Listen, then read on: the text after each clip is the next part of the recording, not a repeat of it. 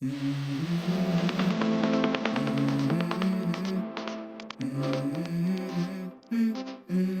go.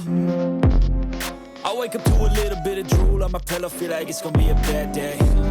Yeah, I'm tired of shit, and the coffee ain't hit yet. Damn, ain't that great. I don't hi wanna friends, go to நான் உங்கள் work 'cause my programming bro. இந்த வீடியோவில் நம்ம எதை பற்றி பார்க்க போகிறோம் அப்படின்னா HTML-ஓட இன்ட்ரடக்ஷன் தான் பார்க்க போகிறோம்.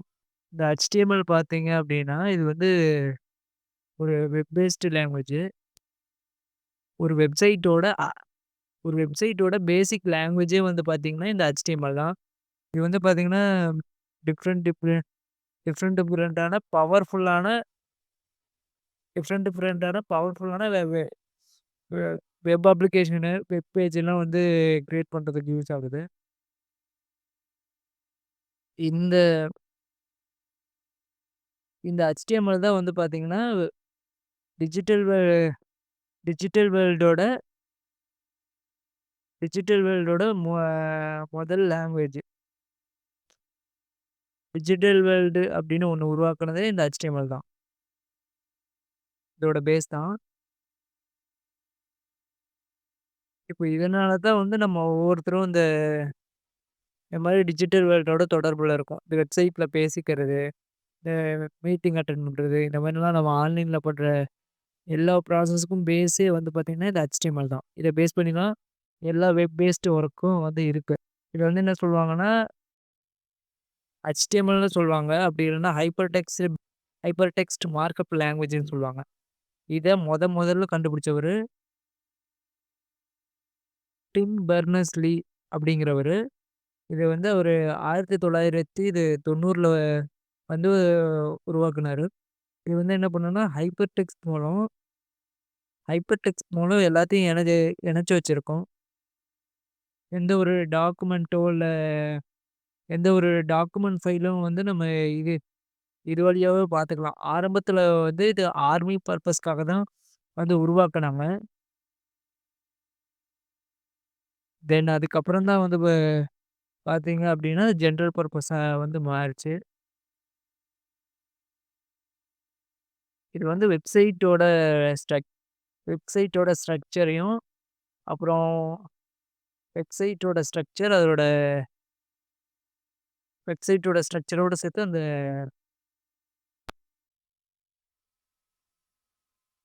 டாக்குமெண்ட்டையும் படிக்கிறதுக்கு உதவியா இருக்கும். டாக்குமெண்ட்ட படிச்சுக்கலாம். வெப்சைட்டோட ஸ்ட்ரக்சர கிரியேட் பண்றதுக்கும் இது வந்து ஹெல்ப்ஃபுல்லா இருந்தது. இதில வந்து பார்த்தீங்க அப்படின்னா, நெறைய வெர்ஷன்ஸ் இருக்கு.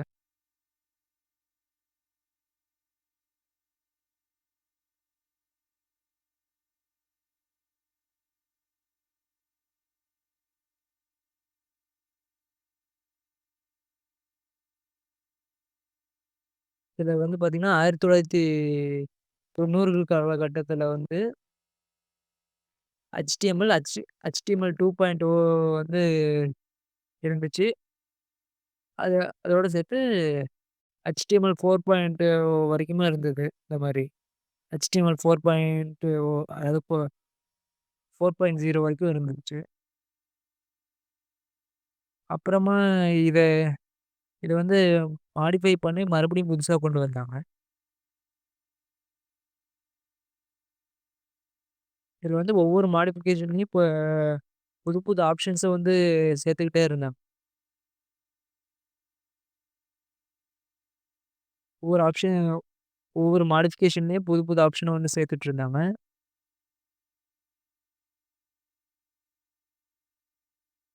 இப்ப வந்து பார்த்தீங்கன்னா, 1990க்கு அப்புறம் வந்து பார்த்தீங்கன்னா, XHTML அப்படின்னு ஒண்ணு வந்து உருவாக்குனாங்க. இந்த XHTMLங்கிறது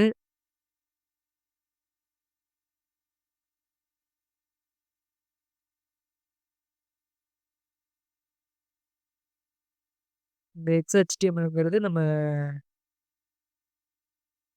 நம்ம நினைக்கிறதெல்லாம் இதில வந்து எழுதிக்கிற மாரி இருக்கும். நம்ம டைப் பண்ற மாதிரி. இந்த மாரி இது வந்து ரொம்ப காம்ப்ளிகேஷனா இருக்கும் ஆரம்பத்தில டைப் பண்றது, இந்த இதெல்லாமே வந்து பார்த்தீங்கன்னா, இந்த XHTML ரொம்ப காம்ப்ளிகேஷனா வந்து இருந்துச்சு. அதே நேரத்தில இது வந்து ஒரு பியூரஸ்ட் லாங்குவேஜ்ன்னு சொல்லலாம். காம்ப்ளிகேஷனா இருந்தாலும் இது கொஞ்சம் ஓரளவுக்கு நல்லா பியூரஸ்ட் லாங்குவேஜ். ஈஸியா புரியிற மாரி இருக்கும். என்ன கொஞ்சம் காம்ப்ளிகேஷனா இருக்கும். இது வந்து பார்த்தீங்க அப்டின்னா, ஒரு ஒரு நெ ஒரு நிலையான கட்டுப்பாடோட இருக்கும். நம்ம வந்து ஒரு டாக்குமெண்ட்டோ இல்ல வேற ஏதோ வந்து இதில எழுதிட்டோம் அப்டின்னா, ஒன்ஸ் சேவ் பண்ணிட்டோம் அப்டின்னா அவ்வளோதான். அதுக்கப்புறம் நம்ம வந்து இதில சில சேஞ்சஸ் பண்ணோம் அப்டின்னா, ஒரு குறிப்பிட்ட அளவுக்கு தான் சேஞ்சஸ் பண்ண முடியும். இத வந்து ஒரு நிலையான லாங்குவேஜ் அப்டின்னு வந்து டிக்ளேர் குடுத்தாங்க. அதுக்கப்புறம் இதில மாடிஃபிகேஷன் கொண்டு வந்தாங்க. நம்ம சேவ் பண்ணதெல்லாம் இதுக்கு வந்து மாத்துற மாரி. அதுக்கப்புறம் வந்து பார்த்தீங்கன்னா, 2014ல தான் HTML5 வந்தது. இதில தான் வந்து நம்மளோட டெக்ஸ்ட் மட்டும் இல்லாம, நம்மளோட மத்த ஃபைல்ஸ்லயும் ஆட் பண்ற மாரி வந்துருச்சு.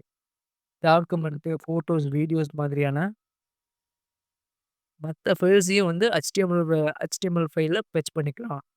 அப்படிங்கிற ஒரு கான்செப்ட் வந்து 2014ல வந்த HTML5ல தான் வந்துச்சு.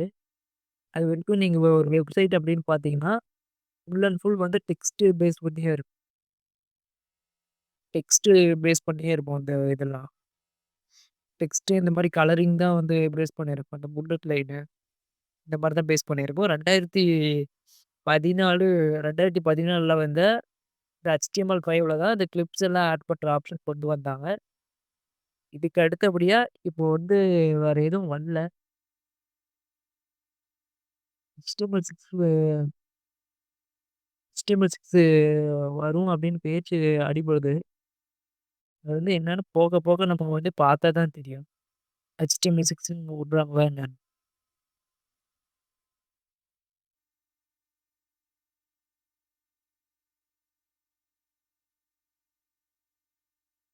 அவ்வளோதான் ஃப்ரெண்ட்ஸ் இந்த வீடியோ. இதில வந்து பார்த்தீங்க அப்படின்னா, நான் வந்து HTMLோட பேசிக்ஸ் எல்லாம் ஒவ்வொன்னா வந்து சொல்லியிருக்கேன். பேசிக்கா அதோட ஹிஸ்ட்ரி இதுதான். மத்தபடி அடுத்தடுத்த வீடியோ வந்து இந்த HTML பத்தின அடுத்த வீடியோஸ் HTML கோடிங் எப்படி பண்றது? அந்த மாரி வீடியோஸ் போடலான்னு இருக்கேன். இந்த வீடியோவுக்கு நீங்க குடுக்குற ஆதரவு பொறுத்து தான் அந்த வீடியோஸ் போடலாமா? வேணாமான்னு நான் வந்து முடிவு பண்ணுவேன்.